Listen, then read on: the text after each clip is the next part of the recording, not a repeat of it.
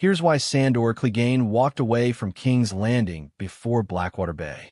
Welcome to the channel.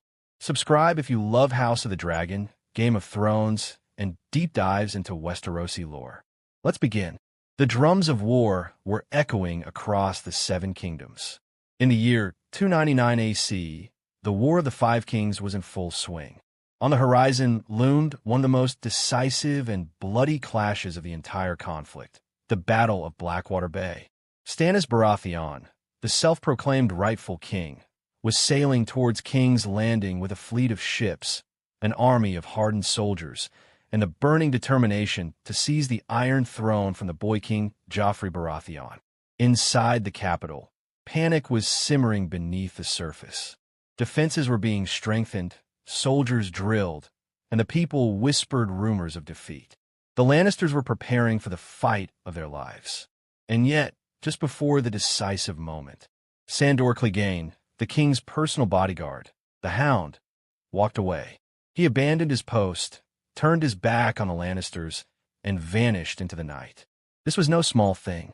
The Hound was one of the deadliest warriors in Westeros, feared by both friend and foe.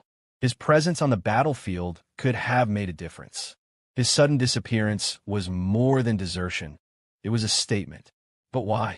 Why did this infamous warrior, known for his brutality and loyalty to the job, simply walk away from the most important battle of his life? Today, we'll explore the deeper truth behind Sandor Clegane's decision. We'll look at his traumatic past, his complicated personality, his relationship with fire, and the political chaos of King's Landing, and reveal why, when faced with the hell of Blackwater Bay, the Hound decided he'd had enough. Who was Sandor Clegane at this point? By the time the Blackwater loomed, Sandor Clegane was already a living legend within the Red Keep. Known as the Hound, he was the personal protector of King Joffrey, a position that put him in close proximity to cruelty on a daily basis. Sandor's reputation was built on several things: his ferocity in combat, his utter lack of chivalry, and his cynical worldview. Unlike the Knights of the Kingsguard, Sandor never pretended to be a noble protector. He openly mocked the idea of knighthood, calling knights butchers in silk and refusing to take the vows himself. His backstory explains a lot about why he saw the world this way. As a boy, Sandor suffered one of the most horrific traumas imaginable. His older brother, Gregor Clegane, the Mountain, held his face into a brazier, burning half of it beyond repair. The reason? Gregor claimed Sandor had played with one of his toys without permission. That act left Sandor physically scarred and emotionally seared. He developed a deep, visceral fear of fire and an equally deep hatred for his monstrous brother, but also shaped his distrust of noble ideals. The Mountain was a knight, celebrated for his brutality, yet no one punished him for what he had done. From that day on, Sandor knew that the shiny image of knighthood was a lie.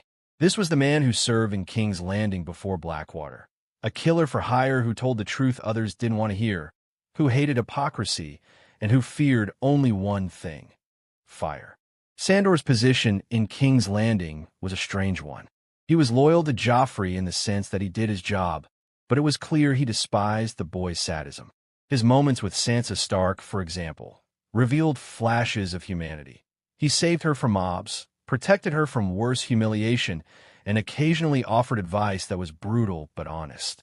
But all of this came at a cost. Serving Joffrey meant constantly being a tool of cruelty. Sandor participated in the king's punishments, stood guard while innocents suffered, and became an enforcer of a corrupt regime. He wasn't blind to this.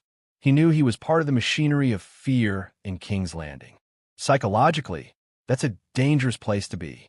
A man like Sandor could stomach a lot, but every day he stayed in the red, keep chipped away at what was left of his soul. The Blackwater would be the moment when all of that pressure finally broke. The battle he didn't want. When Stannis' fleet appeared, the defenders of King's Landing prepared for the siege. For Sandor, this battle was going to be different from any he'd fought before. This wasn't a clean duel or a quick strike. It was chaos, fire, and death on a massive scale. And there was the fire. Tyrion Lannister's plan to defend the city involved wildfire, an unstable, highly flammable substance that burned hotter and longer than normal flames. Wildfire was unpredictable and horrifying even to seasoned warriors. To Sandor, it was something else entirely, a living nightmare.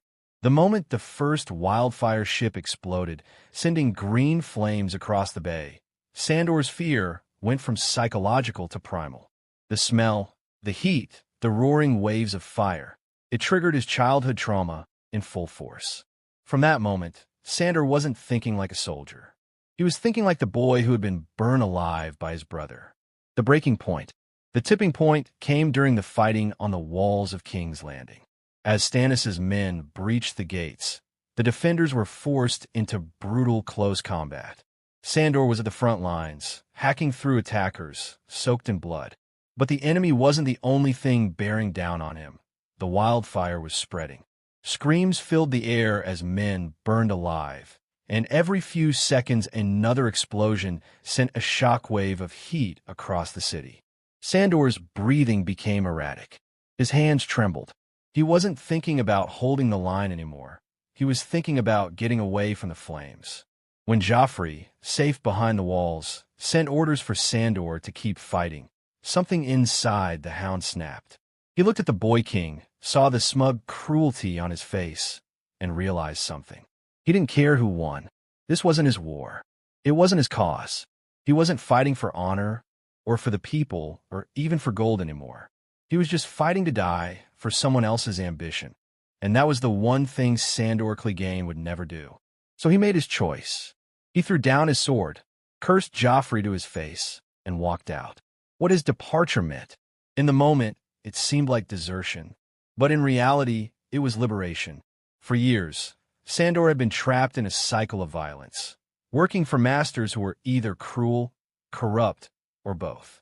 The Blackwater was his breaking point, the moment when he decided that no king, no crown, and no cause was worth burning for. His leaving also fit perfectly with his personal code. Sandor never pretended to be a knight, but he always followed his own sense of truth. That truth said, survival and self-respect were worth more than dying for a cause he didn't believe in. After leaving King's Landing, Sandor didn't immediately find peace. He became a wanderer, drifting through the war-torn riverlands. His story from there would take many turns. Encounters with the Brotherhood without banners, traveling with Arya Stark, and eventually finding a strange kind of redemption in later seasons. But all of that began on the Blackwater, when he chose to walk away from the flames. When we break it down, there were three main reasons Sandor Clegane walked away before the battle was over. 1. His trauma and fear of fire. The wildfire was too much for him to handle. It triggered deep psychological scars from his childhood.